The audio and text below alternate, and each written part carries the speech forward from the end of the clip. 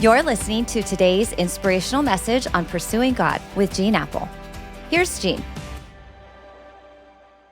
Well, happy Tuesday. Happy Veterans Day to you veterans. We're so grateful for you. And welcome to Pursuing God. It's day 11 of our 21 days of prayer. And so far, we've looked at how the world tries to distract us with false friendship and destroy us with slander when God's rebuilding our lives. And today, I want to look at world famous attack number 3, the seduction of alarmists. Listen, Satan doesn't want to see any of us grow spiritually. He certainly doesn't want us to follow Jesus, so he just relentlessly attacks us. And if the snare of the world's friendship doesn't work, he might try the sabotage of people's slander. And if neither of those work, maybe he'll try the seduction of alarmist. When the other attacks didn't work, the enemies of Nehemiah sounded a very alarming warning. Verse 10. One day, Nehemiah says, I went to the house of Shemaiah, who was shut in at his home. He said, let us meet in the house of God inside the temple, and let us close the temple doors, because men are coming to kill you. By night, they are coming to kill you. Shemaiah sounds the alarm. Run for cover. The only safe place is the house of God in the temple. Get there before it's too late. They're coming at night to kill you when you're asleep, when you're in your jammies, unaware. Let's go to the temple where we can pray together. Give me a break. How phony can you be? Now, if Nehemiah hadn't been on his toes and discerning, he might have said, well, let's go. We've got no time to lose. But he wasn't seduced by this alarmist. He was wiser than that.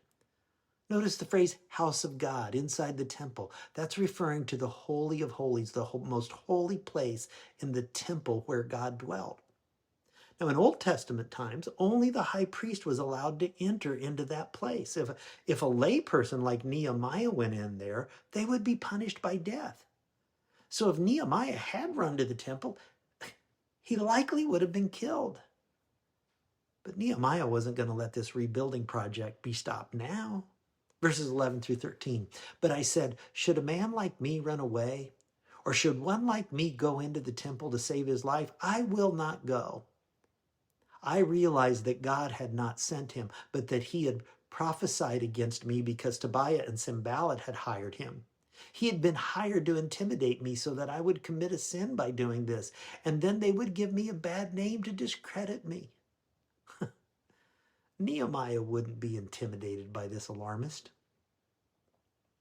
Chuck Swindoll tells about a pastor friend who had a very successful ministry at a church. But his very first Sunday morning, he found an unsigned letter on his desk that said, if you do not send your children to such and such Christian school, you will split the church. And the note closed with the words, a concerned member. Now that's intimidating. Watch out for alarmists. Even after the wall was finished, these enemies didn't give up. In verse 15 and 16, the wall was completed and the enemies were afraid. But Nehemiah adds this postscript to remind everyone that the dangers are not over, even though the walls are up. Verses 17 to 19. Nehemiah says, also in those days, the nobles of Judah were sending many letters to Tobiah, and replies from Tobiah kept coming to them. Many in Judah were under oath to him, since he was son-in-law to Shechaniah, son of Era, and his son Jehohanan had married the daughter of Meshullam, son of Berechiah. Moreover, they kept reporting to me his good deeds and then telling him what I said. And Tobiah sent letters to intimidate me. Now, Tobiah was Nehemiah's archenemy on the outside, but Tobiah was related by blood and marriage to people on the inside of the wall. And there was a constant passing of letters back and forth about Nehemiah. So today, for our 11th day in our prayer journey, I want you to pray for discernment to recognize false alarms and real threats. And pray this, pray, God, give me the wisdom to know the difference between real danger and false alarms that are just designed to intimidate me, to take me off course. Help me not to panic when threatened, but to remain calm, to remain discerning like Nehemiah. Pray, God, show me when people are trying to manipulate me through fear, and help me to stand firm, trusting that you are my protector and my refuge. Can you pray that important prayer when we sign off? Let me pray for you before you do. God, help us not to be intimidated by people who would take us off course. Help us to remember that you're with us. I thank you for Nehemiah's discernment when there were those who were really trying to say unkind, untrue things about him, who were trying to pull him off his project, who were trying to get him off course. Help us to stay devoted to following Jesus. I pray in his name today. Amen. Amen. See you tomorrow.